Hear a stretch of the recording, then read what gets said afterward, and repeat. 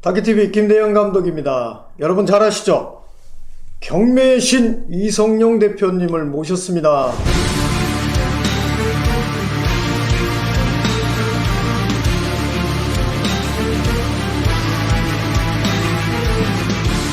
이 대표님이 오늘 경매가 어떤 건지 정말 화끈하게 설명을 해 주실 겁니다. 아유, 걱정되네요. 네, 걱정하셔야 돼요. 이게 방송 나갈 거니까. 네. 어쨌든 경매 그러면 사람들이 낯선 얘기일 수도 있고 친근한 얘기일 수도 있거든요. 맞습니다. 네, 경매에 대해서 먼저 소개 좀 해주시죠.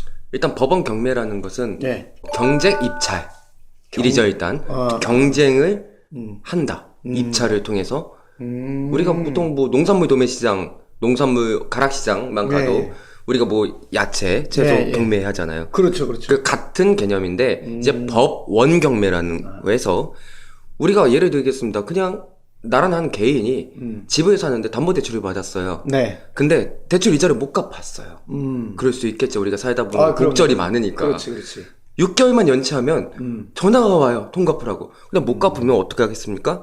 담보 잡아놨잖아요. 그렇죠. 그 담보를 경매 신청해버립니다. 그러면 법원은 자, 채권자는 채권을 회수해야 돼요. 그렇지. 회수해야죠. 그렇지. 돈을 약속 날짜에 못 갚은 사람은 갚아야죠. 네. 그러면 담보가 경매 진행되었을 때 일반인 분들이 네. 모두가 경매에 참여해서 난 얼마예요, 난 얼마예요 종이에 적어서 입찰표를 내었을 때 네. 가장 1등한 사람을 낙찰자라고 부릅니다. 네, 예, 그래서 그 낙찰자가 낙찰받은 금액으로 네. 빚을 청산하기 시작합니다. 법원은. 그래서 그런 어떤 제도인데 그 안에 이제 수익이 있는 거죠. 재테크를 할 수 있는. 그래요. 네. 그러면 경쟁자들과 경쟁을 해서 이제 자기의 소득 어떻게 보면 수익도 이렇게 만드는데 그렇죠. 제가 그 경매의 신 책을 좀 잠깐 봤어요. 네네네. 봤더니 우리 이 대표님이 반값 경매 막 이런 얘기도 써놓으셨더라고. 다들 하니까. 다들 네, 그 말 처음 적었더니 들어봐요. 베스트셀러가 됐어요. 전 처음 들어봐요. 아니, 그 말을 적으면 책이 잘 팔린대요. 그래요? 그래서 저도 넣은 것 뿐입니다. 어쨌든 네. 반값 경제, 네. 반값 경제가 아니라 반값 경매. 네. 이거 진짜 할 수 있는 거예요?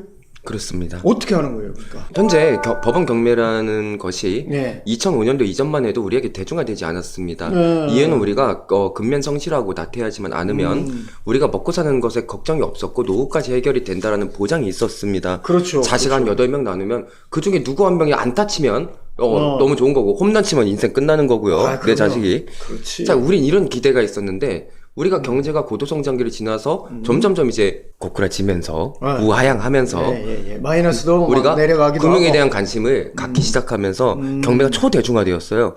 그러다 보니까 돈은 벌고 싶지. 그런데 경매라는 게 뉴스에 막 뜨는데 누가 뭐 반값에 낙찰받았고 뭐 수익을 맞아. 봤다 이런 소식이 막 내 귀에 들어오면 아니 사촌이 땅을 사도 배가 아픈데 그렇잖아요. 예? 배가 아프다 보니까 조금 얇게 공부를 하고 달려드시는 분들 90%가 다 아파트에 참여를 합니다. 일반 물건에. 대부분 경매하면 그걸로 생각하니까. 네, 그렇죠. 그리고 우리 일상에서도 부동산 하면 우리는 기본적으로 의식주 중에 주는 해결해야 되기 때문에 집이라는 것만큼 내가 잘 알아요. 저기 마트가 가까이 있으니까 이 집은 좋다. 여기 가까우니 좋다. 전철역 가까운. 나 살기가 좋은 거면 남이 보기에도 좋겠죠. 그럼요. 우리는 부동산에 보일 줄 아는 안목이 집밖에 없어요, 사실. 그러니까 집에 다 모이는 것이고 맞아. 공부의 양이 짧다 보니까 이 경매를 하려고 하면 이 사람의 어떤 권리 관계들 전부 다 분석할 수 있어야 됩니다. 그래요. 예, 다 내 책임이에요. 보장이 없는 거예요. 예?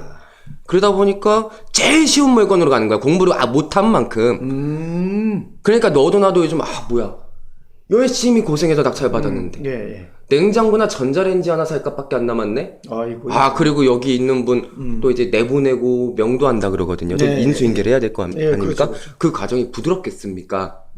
내가 원해서 팔린 집이 아닌데 부드럽겠습니까? 아니죠. 그러니까 말이야. 그러니까 경매 시장 재미없다고 나가는 게 현실이에요. 지금 시청자분들도 경매를 하시는 분이면 공감하실 겁니다. 하지만 특수 권리는 뭐냐? 아니 저게 뭐야? 유치권? 법정 지상권? 그러니까 어떨 때 보면 막 이렇게 써 있어. 유치권 행사 중입니다. 뭐 이런 말들. 그럼 내가 이걸 1억짜리 아파트를 5천만 원, 내가 7천만 원 낙찰 받으면 1억을 내가 인수해야 되는데, 아니, 그러면 배보다 배꼽이 더 크잖아. 그렇죠. 그러니까 위험하니까 특수 권리가 있는 물건이라 그런 물건을 네, 예. 분쟁이 있을 수 있는 물건을 낙찰받고 소송을 통해서 분쟁을 해결해야만 네. 그것이 끝나는 것. 만약 소송에서 나의 주장이 받아들여지지 않고 패소할 경우에는 정말로 내가 그 사람의 채권자의 그 금액을 전 주인 대신 내가 인수해야 된다는 것.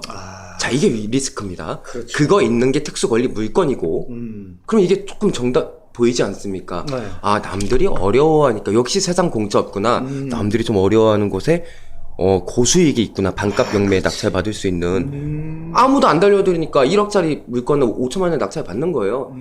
그리고 남들은 7천만 원에 인수를 할 줄 알았지만 나는 인수를 안 하면은 1억짜리 5천만 원에 낙찰 받은 거에서 끝나는 거잖아요. 아, 그렇죠. 이 개념인 겁니다. 아, 그것을 일컬어 반값 경매다. 네, 그렇죠. 그러면 그 책 내용도 이렇게 있고 그 목차를 이렇게 또 보면 선수 투자자들 있습니다. 예, 선수 투자자들은 한 우물만 이렇게 판다고 표현을 해놓으셨어요. 네네. 무슨 말이에요, 그게? 초보자분들은 전혀 모르실 수가 있는데요.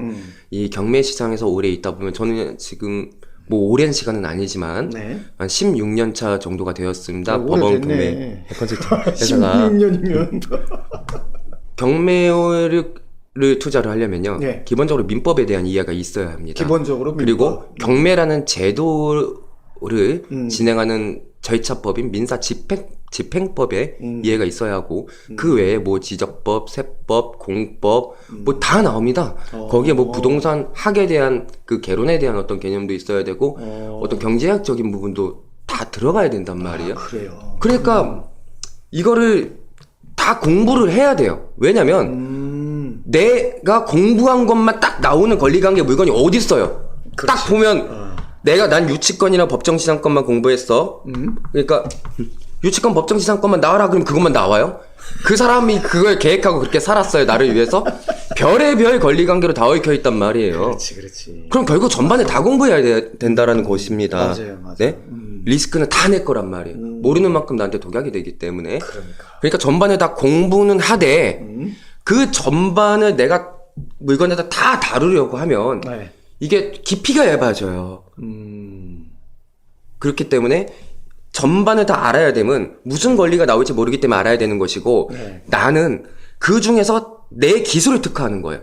법정지상권이면 법정지상권, 유치권이면 유치권에 대한 공부를 더 깊게 하고 하나의 케이스만 지속적으로 투자를 하면 물건이 계속 나오니까 그래요. 그럼 계속 내 실력이 그거 하나만큼은 내가 베테랑이 되겠죠. 그러니까 그렇게 해서 기술을 뭐라고 할까? 기술과 실력을 익혀나간다. 그렇죠. 배우고 익혀나간다. 그렇죠. 그래야 송곳처럼 날카롭게 야, 갈려진 방법이 있구나. 실력이 되는 거죠. 아, 그렇죠. 그러니까 하기야 저 같은 경우도 지금 방송 20년이 넘어요. 네. 근데 방송의 분야가 무지하게 많거든요. 네. 다큐멘터리, 낚시 방송, 뉴스, 인터뷰 뭐 엄청 많아요. 네. 전문 분야가 없는 방송인들이 결국 퇴출돼요. 결국 없어져. 그러니까 다 하긴 해. 하긴 하는데 깊이가 없어. 예, 그렇죠. 예, 그런 겁니다. 야, 이제 이해가 좀 되네. 그러면 그런 기술, 특히나 오늘 좀 소개를 해주고 싶은 특수 기술이 있다고 내가 들었거든요. 감독님이 말씀하신 것처럼 그 책 안에 이제 우물이란 표현이 되어 있는데 그 우물은 여러 가지의 우물로 담아놨습니다. 뭐 첫 번째 우물, 두 번째 우물. 제가 사실 20대 때 쓴 책이기 때문에 그 좀 표현이 그래요? 약간 좀 뭐 우물 막 이러고 그러는데. 아니, 지금 나이가 27이잖아요. 저 지금 38입니다. 아, 그래요?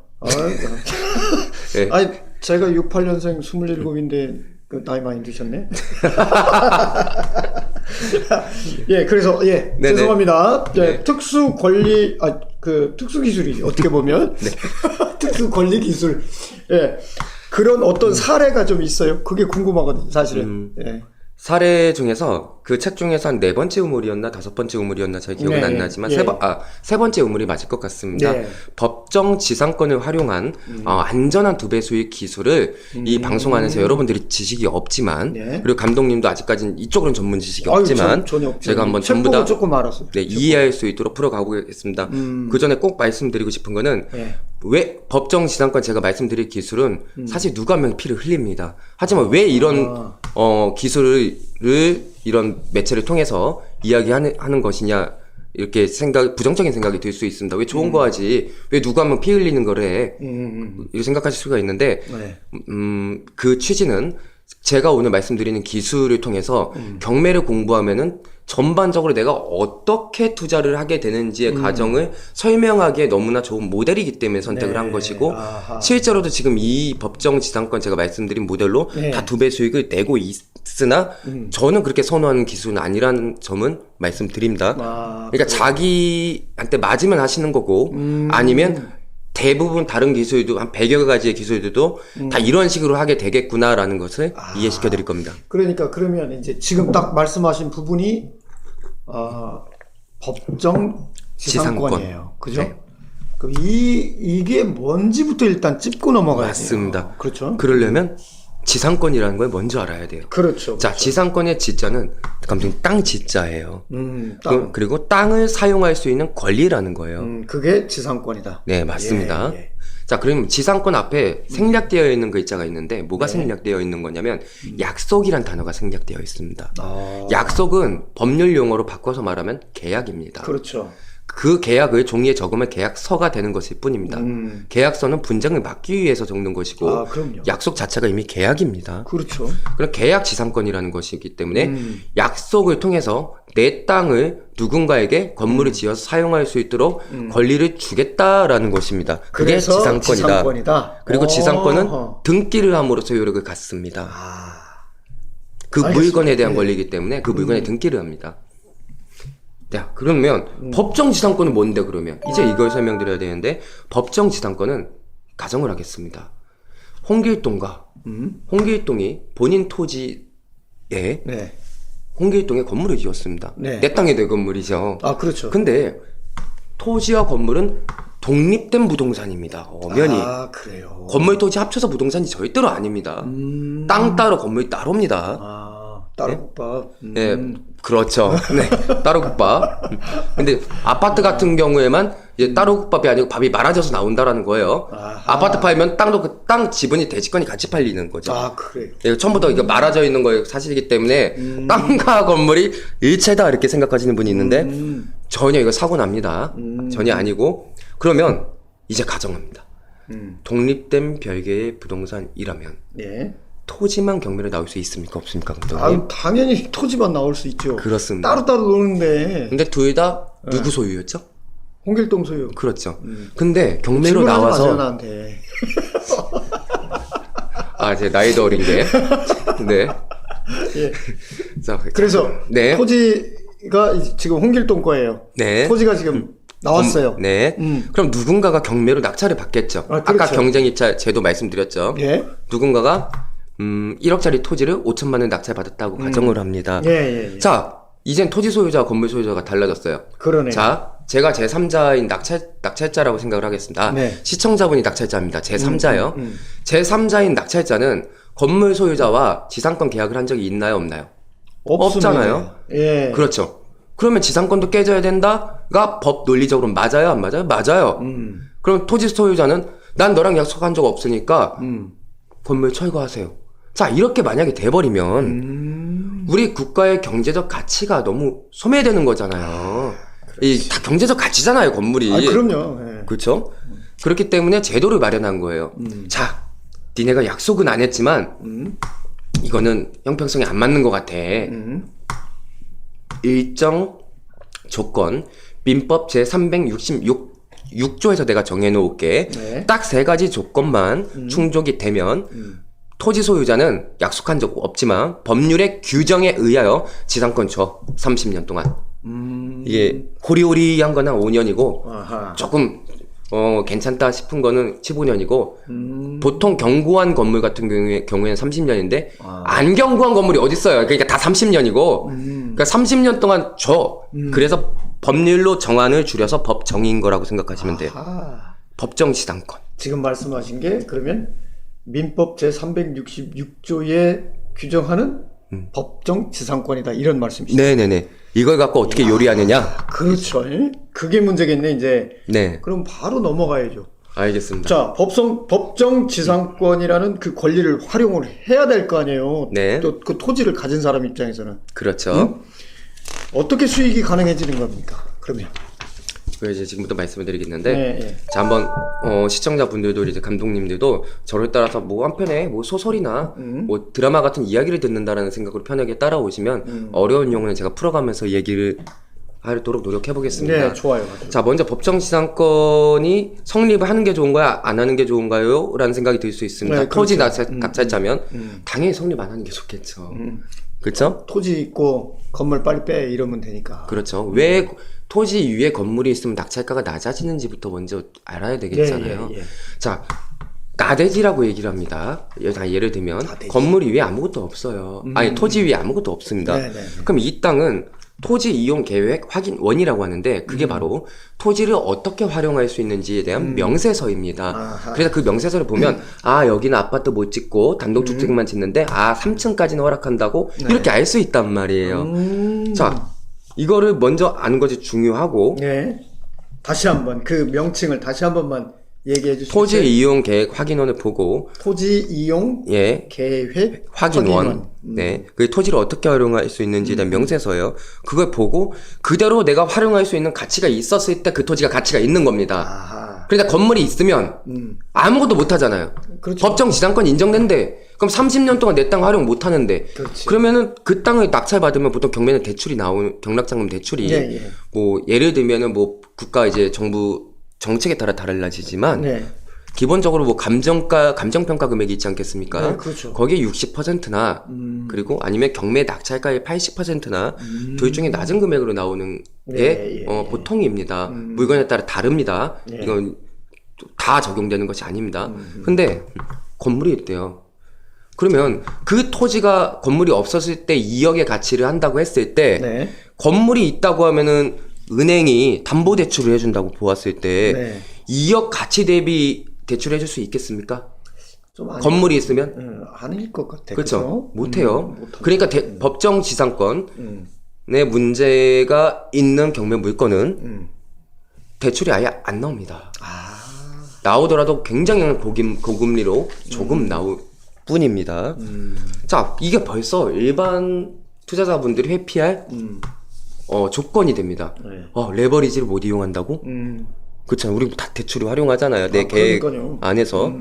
자, 그렇기 때문에 낙찰가가 많이 떨어진다.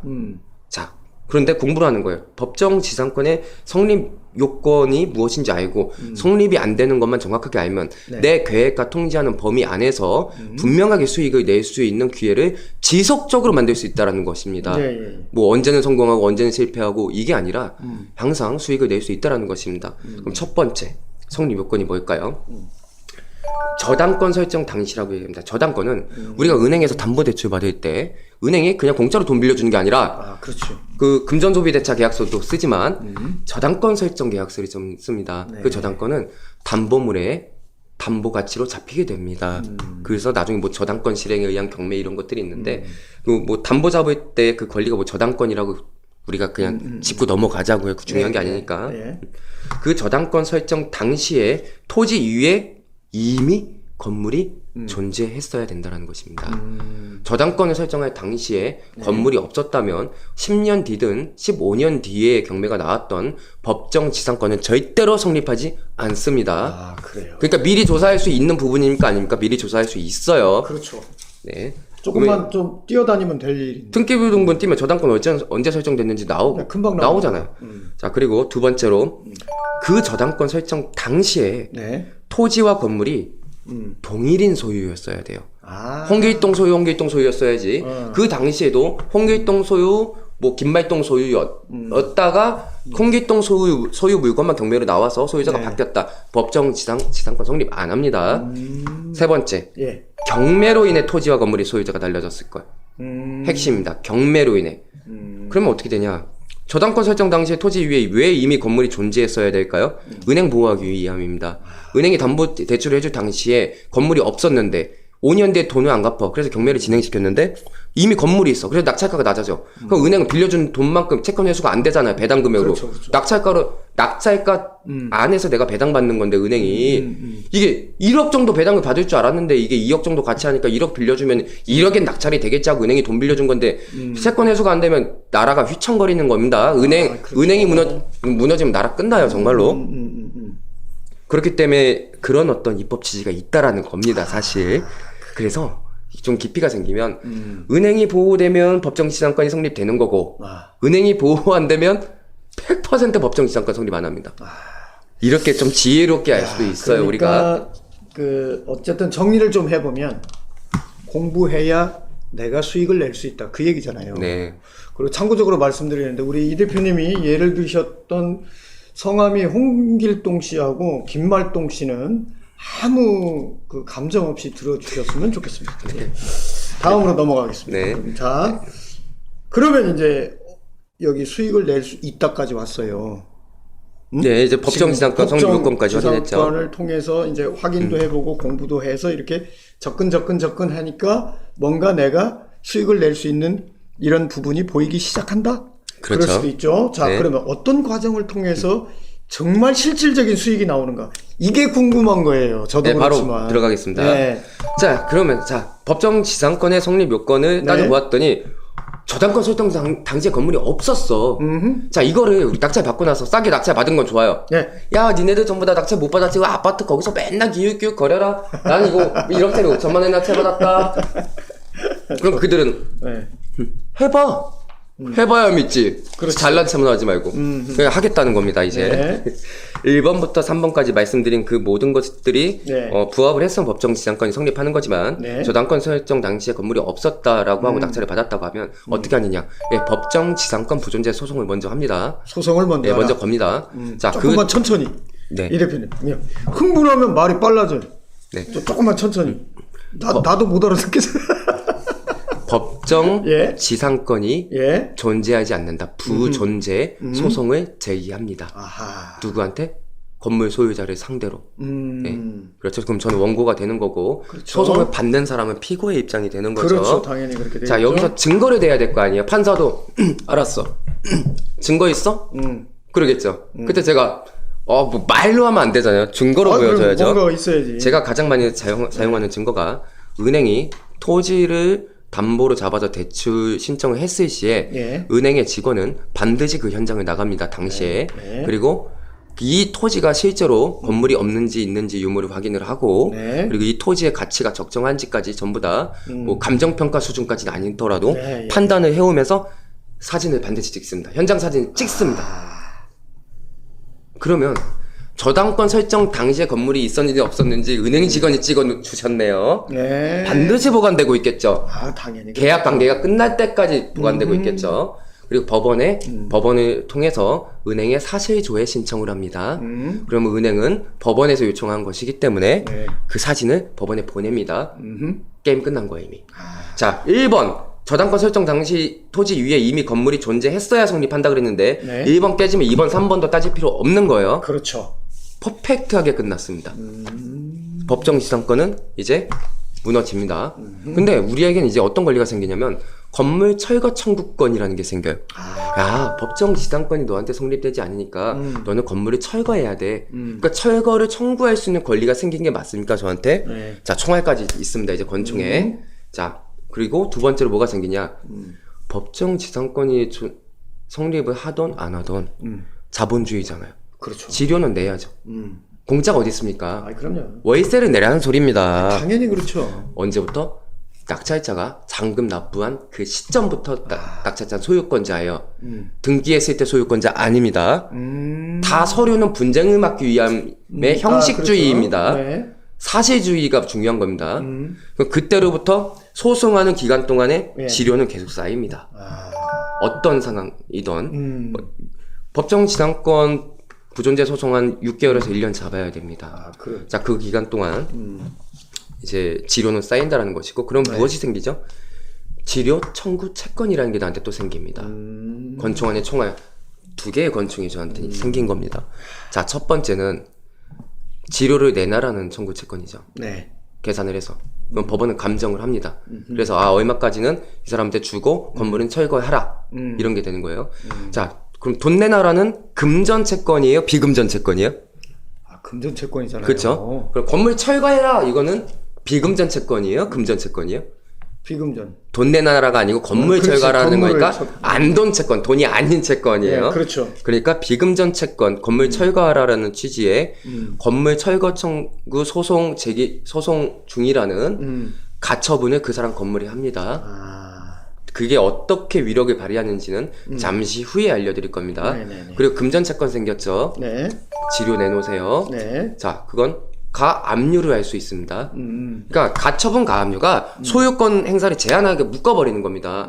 이 소송 중에 이 자산이 어떻게 될지 모르는데 그렇지. 소유자가 불안해서 몰래 이 등기부에 아무것도 안 나타나니까 팔아버리면 이게 나중에 건물 철거되면 제3자는 선의의 제3자가 생기는 것이고 그렇지 문제가 생길 수 않겠습니까? 있으니까. 그러니까 등기에 가처분 가압류에서 미리 알려주는 거예요. 소송 중이야. 이거 알고 이거 살려면 사. 그러면 아무도 안 사죠. 그렇지. 그러니까 제3자, 선의의 제3자를 보호하기 위한 제도이고, 자, 그렇기 때문에 압류를 합니다. 어쨌든 금전채권이 있으니까 그 건물에. 네. 압류를 했으면 그 돈을 내 채권을 회수하기 위해 그 건물을 압류한 거잖아요. 그렇죠. 그럼 뭘로 채권 회수해요? 경매예요.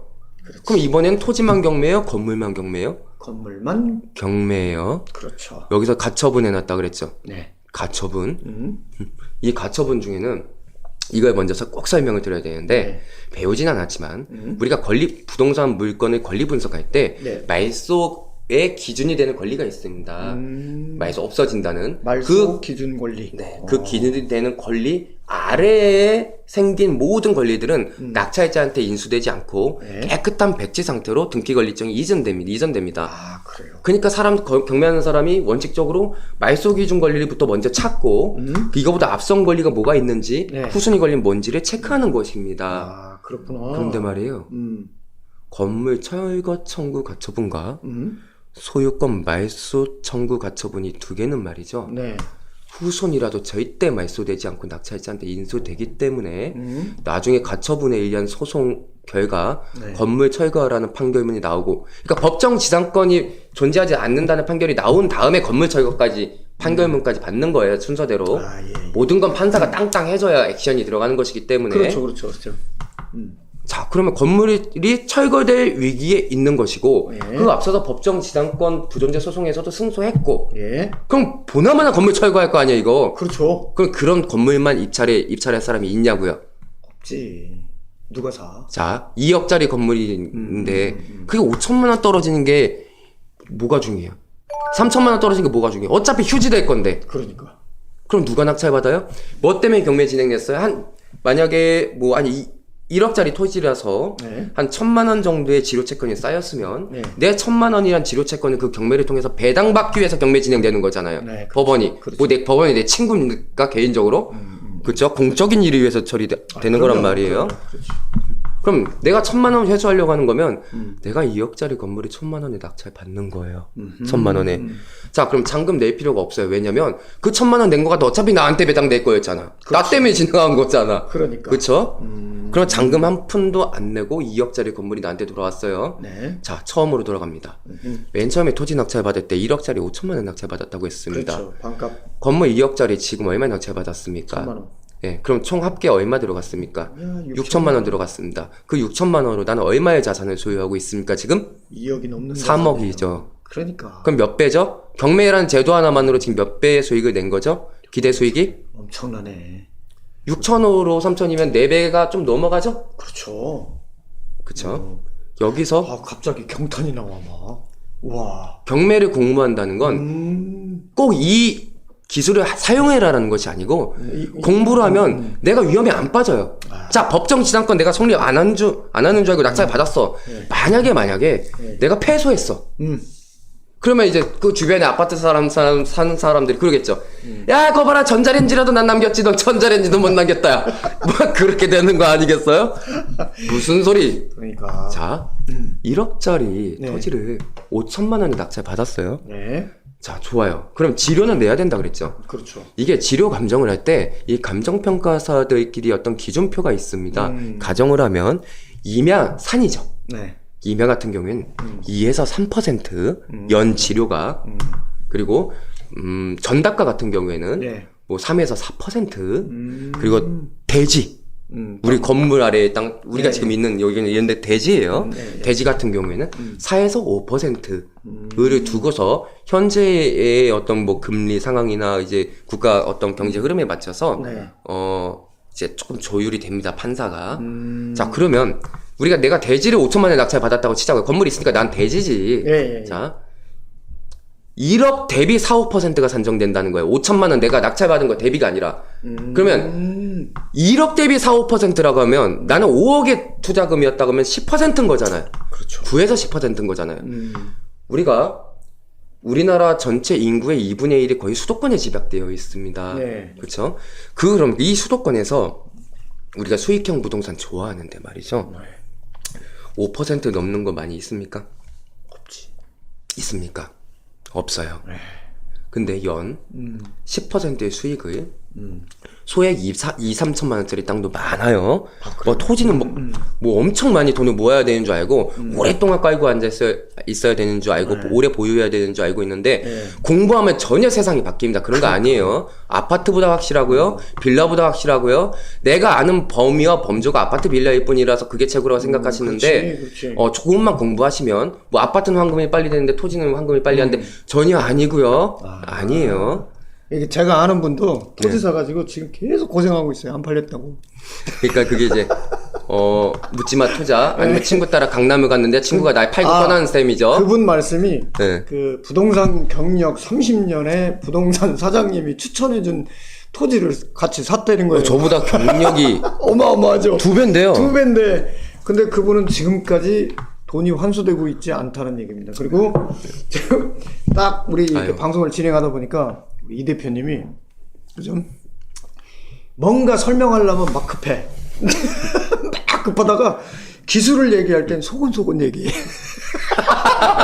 항상 그러니까 제가 그러는군요. 네, 지금 그러니까 네, 지금 그러네요. 여러분들 갑자기 볼륨이 줄어졌나 하는 부분이 거기가 핵심이에요. 거기가 핵심.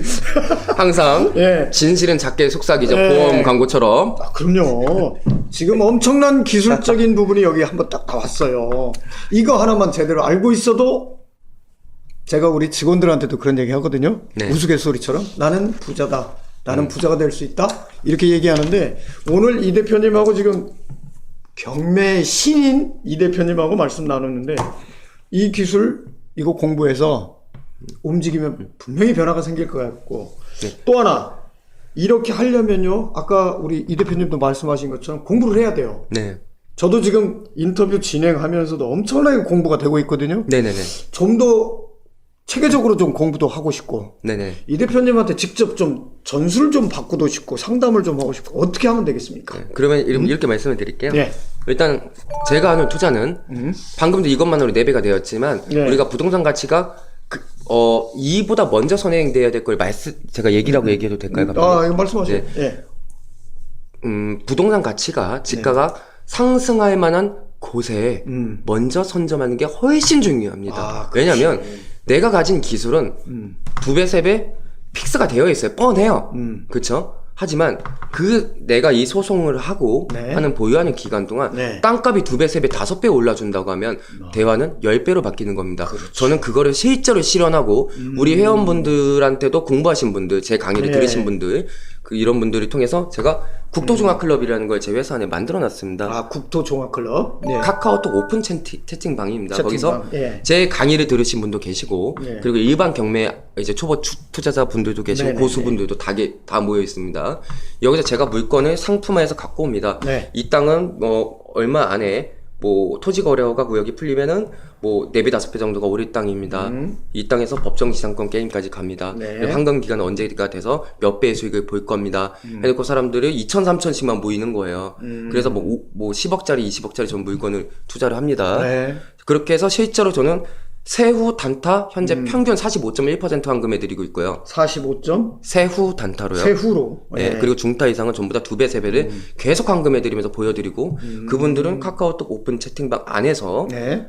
진행되는 모든 과정들을 라이브하게 익히기 때문에, 공부한 걸 실전에서 내가 다음엔 혼자서도 할 수 있을 만큼 알게 됩니다. 아, 그래요? 그래서 제가 가르쳐주고 강의하고 끝나는 게 아니고, 실제로 물건 가지고 와서 직접 보여줍니다. 투자 참여하게 하고. 좋습니다. 그래서 수익까지 그대로 실현시켜주다 보니까, 저희 지금 국토종합클럽이 개설한 지는 그렇게 오래되지 않아서 2년차 예. 되었지만, 그래도 많은 주목을 받고 있고, 좀 이슈가 되고 있는 것 아닌가 싶습니다. 예. 그래서, 일단은 오늘은 여기까지만 좀 하시면 어떨까 싶어요. 왜냐하면, 네.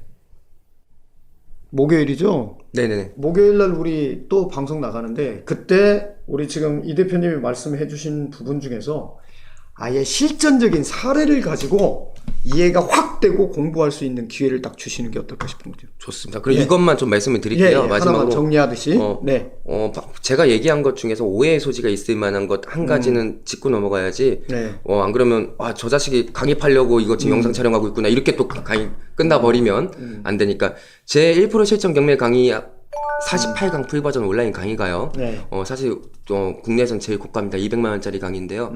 초보부터 고수까지 모든 과정을 익히고 네. 제가 오늘 말씀드린 이런 기술은 100개 중에 하나이고 나머지 기술은 그 안에 다 들어 있는데 네. 이거를 요즘 바이러스 때문에 요즘 경제적 곡절이나 사회의 어떤 시설들이 네, 참 예. 우울한 모습들을 많이 우리가 보고 그렇죠, 있잖아요. 그렇죠. 우리 뭐 웃고 있지만 뭐 다 슬픈 분위기가 많은데 그래서 제가 완전 무상 오픈을 했습니다. 완전 무상 오픈이요. 그래서 뭐 감독님이 방송에서 이런 말까지 해도 되는지 모르겠지만 네. 유튜브에 이성용을 검색하시고 네. 하세요? 꼭 하셔야 돼요. 클릭하신 다음에 제 컨텐츠 보시면 네. 금방 보일 거예요. 강의 무상 오픈이라고. 네. 그러니까 다 안 보셔도 되고요. 소개하는 거니까 거기에 네, 쿠폰 번호 적어놨어요. 그 쿠폰 번호만 외운 다음에 예.